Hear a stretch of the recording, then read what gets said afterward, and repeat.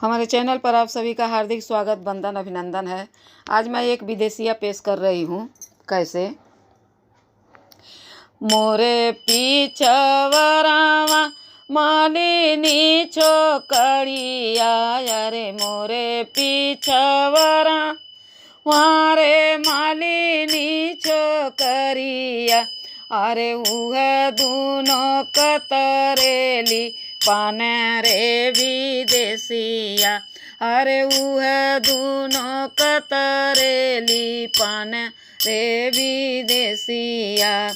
मोरे पीछवरावा रे मालिनी छोकरिया, अरे उह दूनो कतरेली पान रे विदेशिया, अरे उह दूनो कतरेली पान रे विदेशिया।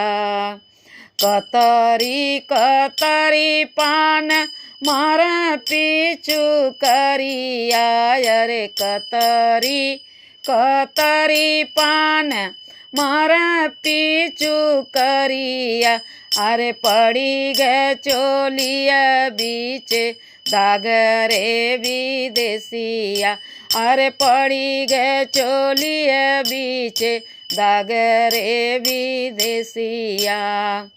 मोरे पीछवरावा धोबिया भैया हितवा, मोरे पीछवरावा धोबिया भैया हितवा, अरे चोलिया कदगिया छोड़वा हो मोरे भैया, अरे चोलिया कदगिया छोड़वा भैया धोबिया।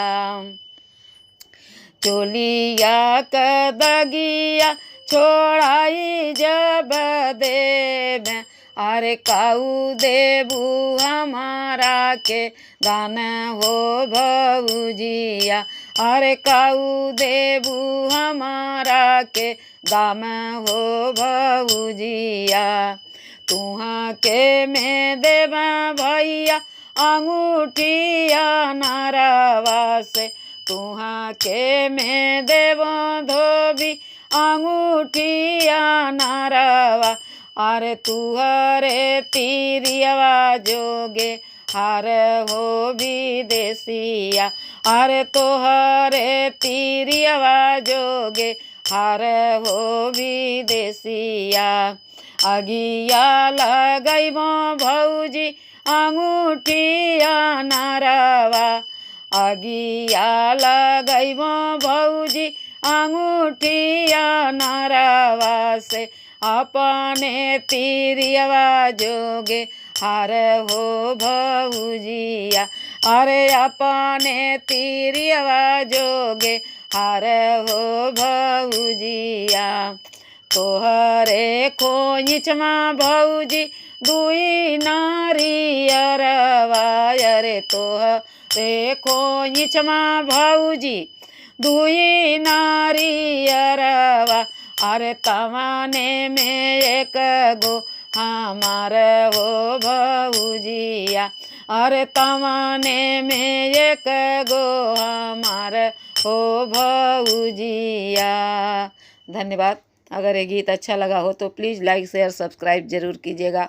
कमेंट बॉक्स में ज़रूर लिखिएगा कि ये गीत आप लोगों को कैसा लगा। धन्यवाद।